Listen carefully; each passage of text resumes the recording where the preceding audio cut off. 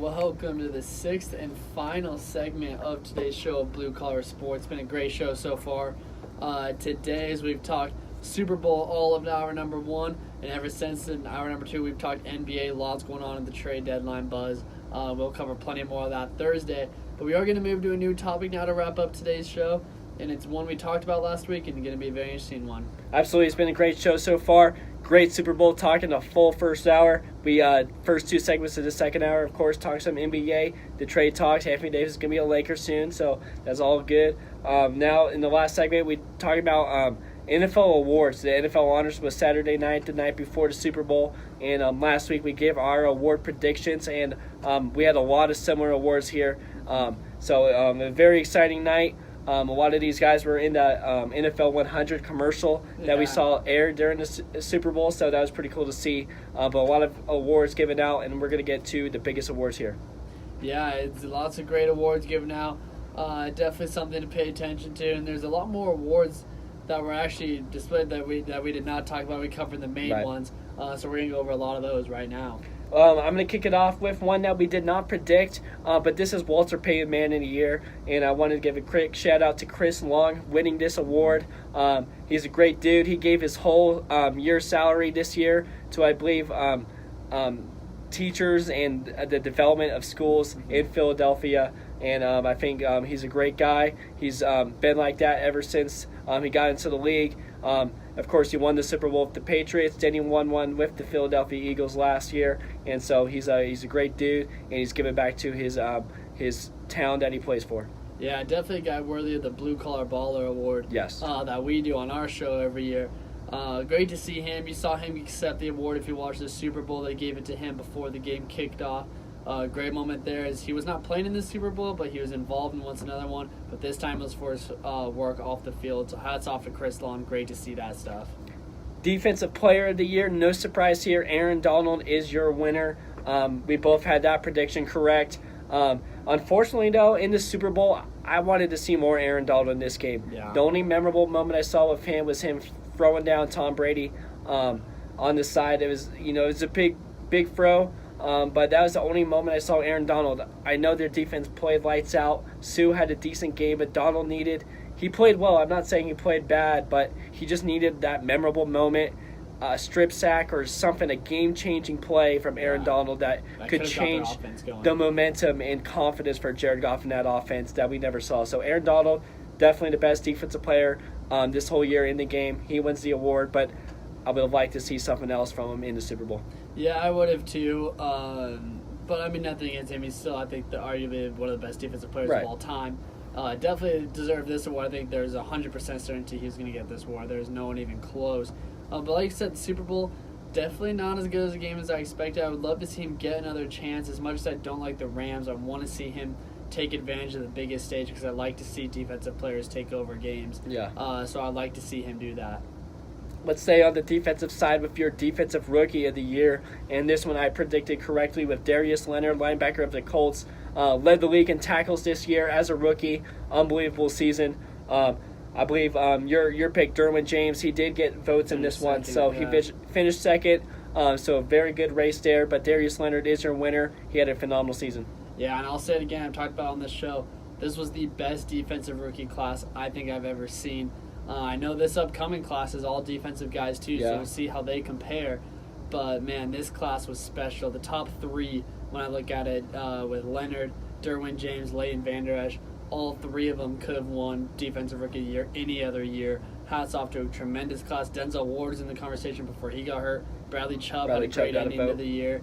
So definitely guys that are going to be impact players for a long time. Lots of big-time names. Offensive Player of the Year. Patrick Mahomes is your winner there. Just incredible season. We got more on him later on. But, he led the Chiefs this year, led the league in touchdowns, was second in passing yards. It just changed the culture for the Chiefs this year. Was a play or two away from going to the Super Bowl and from beating the Super Bowl champions New England Patriots. Yeah, in his first year as a starter, he basically won every single thing he could except for the Super Bowl. Yeah.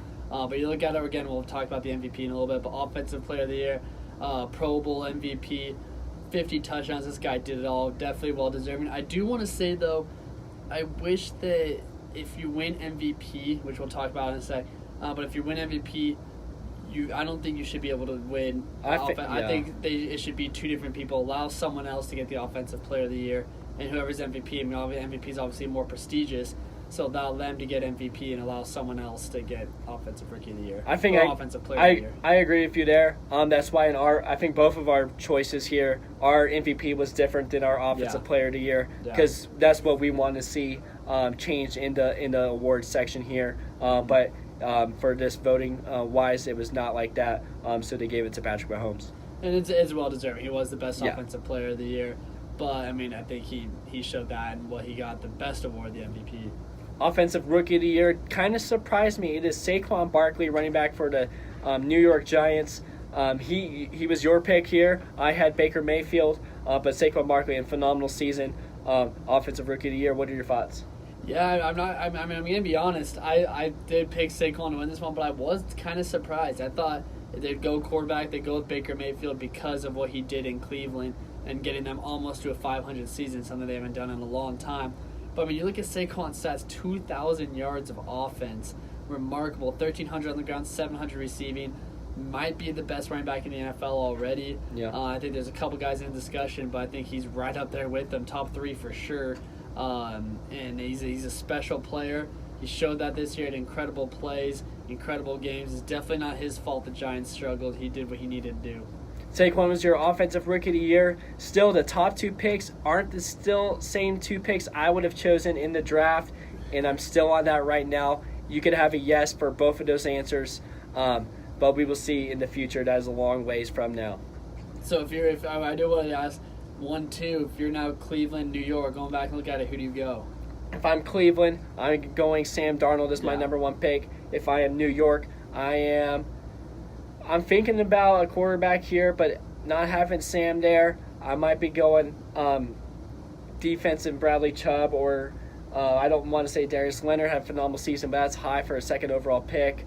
Saquon maybe still definitely in this discussion with Sam Darnold off the board. But if Sam Darnold would be there, he is my choice at number 2. We'll see what happens. He showed a lot of signs of promise in his year one, but also struggled a little bit, so we'll see what happens. Your comeback player of the year is Andrew Luck. My choice here, quarterback for the Indianapolis Colts. You know, I said at the other segment, I think the Colts are going to make a run next year. They had the comeback player, Andrew Luck's best season as a starter.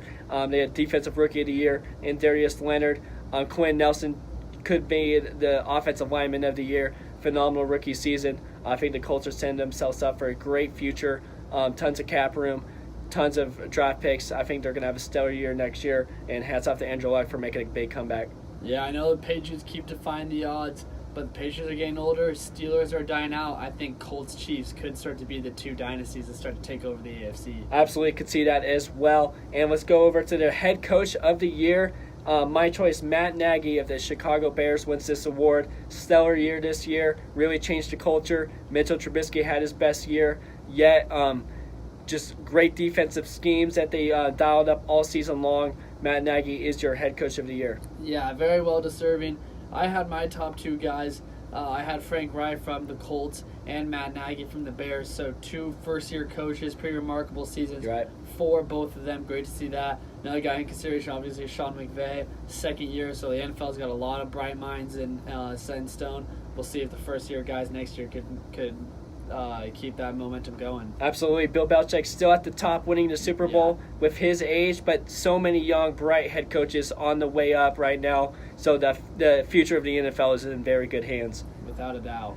And now we move on to the biggest award of the night, the biggest award that was given out of the year, and as your most valuable player. And this award was given to Patrick Mahomes. He was the best player all season long, quarterback for the Kansas City Chiefs, who also won Offensive Player of the Year.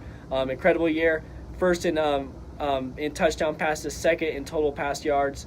Patrick Mahomes led that Chiefs team to a possible Super Bowl, a play or two away from beating the Super Bowl champion Patriots. And Patrick Mahomes is your MVP this year. Yeah, another player that was very well deserving. I think almost a shoe-in, just like Defensive Player of the Year with Aaron Donald. Right. The guy deserved it without a doubt. Patrick Mahomes, incredible story. First year as a starter. That is pretty remarkable. Hats off to him for an incredible season. and obviously he is the reason why the Chiefs are the favorite to win the Super Bowl next season. Yeah, incredible year. It's hard to say if he is now the best player in football. He's still so young. Tom Brady, I think, is still in that discussion. And Aaron Donald's still the best defensive player in the league. So I don't know if Patrick Mahomes is the best player right now, but I think moving forward he could be the face of football in a very short amount of time. Right now it's Tom Brady. He's just won another Super Bowl, his 6th. He might win another one. Who knows how long he plays. But Patrick Mahomes, I think, is that next man to be the face of the league. It's looking that way, that's for sure. Nothing I want to talk about, too, before we wrap up today's show is we are approaching 4 o'clock, unfortunately. But the Pro Football Hall of Fame class of 2019 was announced. Yep. Big time shout out to some of my favorite defensive players of all time involved in this class. Of course, quarterback Champ Bailey, one of my favorite players of all time. Speaking of Tom Brady, he gave him a lot of headaches over the years. Safety Ed Reed was also in this one. Player that one of the most dominant safeties of all time. Great to see him in there. Pat Bowlen in there as well. Gil Brandt, the guy you talked about earlier, tight end Tony Gonzalez. Who I think as of right now is the greatest tight end of all time, but when it's all said and done, I think Gronk, when he's officially retired, could be the greatest tight end of all time. But Tony Gonzalez, incredible tight end. Ty Law, another big-time cornerback, also in this class, along with Kevin McQuaw, a center. And Johnny Robinson, another safety. So great class there. Some of my favorite defensive players of all time. Great to see that. Yeah, incredible class. Very excited for all of them. They had great years, careers. Like you said, Tony Gonzalez, one of the best tight ends of all time. I think you should throw Shannon Sharp in there as well as one of the best tight ends. But I think Gronk will probably wind up as the best tight end of all time, in my opinion. And in terms of the way he blocks and catches, the guy does everything, I think, for sure. But Tony Gonzalez also, hats off to him for a great career. And that is your Hall of Famers. That is your NFL Honors Award winners. And that wraps up your NFL season. It's very sad that it's over now. Seems like it just started. It really did. It's been a great season this year. So much about, the offense this season early on. It was all about offense and the flash and the new NFL. And then at the Super Bowl, we saw the lowest scoring Super Bowl of all time. We saw defense. So defense has not died yet, and I don't think it will because it's still here. That's why the two teams were in the Super Bowl, because the Patriots had the best defense and the Rams had a very great defense, limiting the Patriots to 13 points. So maybe it wasn't the most exciting Super Bowl, but it really showed you what football is right now. It's not the flash that everybody was so excited about earlier this year. It's about the defense and the behind the scenes of preparation for Super Bowl games. Yeah, I know. I kind of bashed the game in general on today's show, but I will say one thing I loved about it is it reassured my belief that defense wins championships. It starts with defense. Offense will win you games, but you can't win unless you got defense, and that's what the Super Bowl proved. Hats off to the Patriots on an incredible NFL season, and yet again, Super Bowl champions. That wraps up our NFL season. That is over, and I did put a poll out on Twitter. If you follow us at Blue Collar SR, what is the better sports city, Boston or Los Angeles? And it got a tie, and it really shouldn't be a tie here. I know Los Angeles has some good sports, but I think Boston might be the winner. Yeah, no fans there. Boston might be the head city in America. I'd say the best sports town right now. They're winning everything: baseball, football, basketball not too long ago, and hockey as well. So Boston, I think, is probably the best sports city right now. Yeah, it's looking like it. Their fans have been spoiled with some championships. Boston Red Sox just won it. New England Patriots win it this year. Celtics Bruins, you guys are up. We'll see what happens. But thank you guys for tuning in today. It's been a great show. Glad we could recap the Super Bowl, talk some hoops, and give out some NFL awards. Got a great show for you coming up on Thursday, as well as it's going to be focused really around the NBA. So we got All-Star Weekend coming up, the end of the trade deadline. Going to be a great show. Looking forward to it. Yeah, it's been a great show today. Super Bowl is over, NFL is over, and it's going to be a great rest of the year being back here on Blue Collar Sports. We'll see you guys Thursday. Later.